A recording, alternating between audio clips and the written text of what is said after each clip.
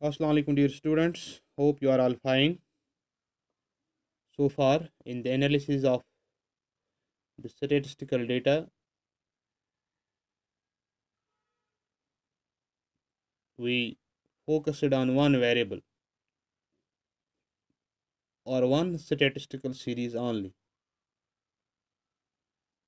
चाहे मीन हो, मीडियन हो, मॉड हो, क्वार्टाइल डिवीजन हो, स्टैंडर्ड डिवीजन हो या मीन डिवीजन हो, तो हमने सिर्फ एक वेरिएबल पे या एक वन स्टैटिस्टिकल सीरीज पे स्ट्रेस किया, फोकस किया। लेकिन रियल लाइफ में हमारे पास दो या दो से ज़्यादा स्टैटिस्टिकल सीरीज़ हो सकती होती हैं, और ये सीरीज़ एक दूसरे से रिलेटेड होती है, म्यूचुअली रिलेटेड होती है, उनमें कनेक्शन होता है, एसोसिएशन होती है। For example, change in price leads to change in quantity demanded. जब प्राइस चेंज होता है तो उससे डिमांड चेंज होती है। तो दो चीज़ें हैं, एक तरफ प्राइस है, दूसरी तरफ डिमांड है। या increase in supply of money causes increase in the price level. जब ज़्यादा पैसे की सप्लाई बढ़ती है, ज़्यादा पैसा सर्कुलेशन में आता है, तो उससे प्राइस लेवल बढ़ती है। इसी तरह increase in level of employment result increase in output. जितना एम्प्लॉयमेंट बढ़ेगा इतना ज़्यादा आउटपुट बढ़ेगा, उससे ज़्यादा इनकम बढ़ती है। ठीक है ना।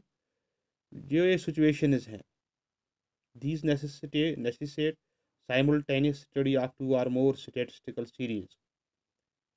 दो या दो से ज़्यादा सीरीज को हमने स्टडी करना पड़ता है। ठीक। The focus of study in such situations is on the degree of relationship between different statistical series। जैसे आपने देखा, एम्प्लॉयमेंट बढ़ेगा तो उससे आउटपुट बढ़ेगा, आउटपुट बढ़ेगा तो इनकम बढ़ेगी, इनकम बढ़ेगा तो एक्सपेंडिचर बढ़ेगा। ठीक है ना। और जो टेक्निक हम स्टैटिस्टिक्स में इस डिग्री ऑफ रिलेशनशिप को स्टडी करने के लिए अपनाते हैं, उसे हम correlation. The statistical technique that studies the degree of such relationships is called the technique of correlation. ये कोरिलेशन क्या होती है?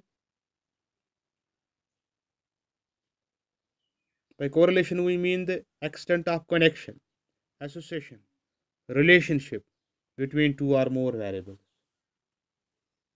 जब हम कोई कनेक्शन स्टडी करते हैं, एसोसिएशन स्टडी करते हैं, रिलेशनशिप स्टडी करते हैं, दो या दो से ज़्यादा वेरिएबल्स के बीच, तो उससे हम कहते हैं कोरिलेशन।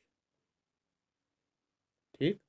या हम कहें when the relationship is of quantitative nature, the appropriate statistical tool for discovering and measuring the relationship and expressing it in a brief formula is known as correlation। या हम यूं कह सकते हैं, whenever some definite connection exists between the two or more groups or classes or series or data, there is said to be correlation। ठीक। तो इस तरह से हम कह सकते हैं जो correlation है, it is a statistical method or a statistical technique that measures quantitative relationship between different variables, like between price and demand, price and demand, price and supply. ठीक। एक बात। दूसरी बात, देखिए कोरिलेशन डिफरेंट तरह की होती है, कभी पॉजिटिव होती है, कभी नेगेटिव होती है, कभी कोई कोरिलेशन होती नहीं है। जैसे प्राइस राइज होती तो डिमांड फॉल होती है, नेगेटिव रिलेशन है। जब प्राइस राइज होता है तो सप्लाई भी राइज होती है, तो पॉजिटिव रिलेशन है।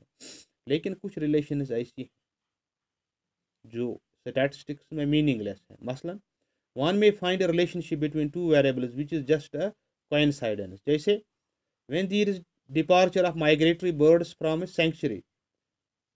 आप समझ रहे हैं, अगर बर्ड्स किसी सेंचुरी से डिपार्चर करते हैं, you may find a fall in wedding ceremonies in the country.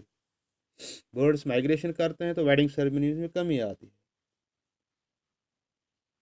क्या ये रिलेशन है? Such relationships are meaningless in economics, in statistics. These are, in other words, suppressed relationships which are devoid of any meaningful conclusion। इसका कोई मतलब नहीं है statistics में। Only those relationships are to be treated as correlation। वही relationship correlation कहलाएगी which offer some meaningful conclusion. Maslan, increase in rainfall and increase in rice production is relationship that makes sense. Increase in per capita income and decrease in death rate is meaningful relationship. Good percentage of marks in physics may be related to good percentage of marks in mathematics and so on. तो ऐसी relation इसको हम correlation कह सकते हैं, ठीक है ना।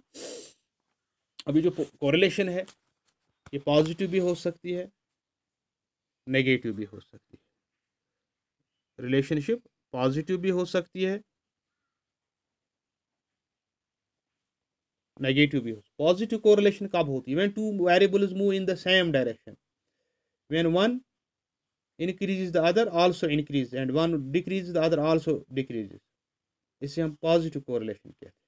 मसलन when the two move in the same direction, मसलन प्राइस राइज होता है तो सप्लाई भी राइज होती है, प्राइस फॉल होता है तो सप्लाई भी फॉल होती है।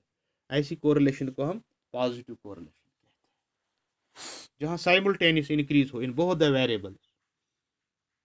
जैसे हमारे पास दो वेरिएबल्स हैं एक्स और वाई, ठीक। ये प्राइस है,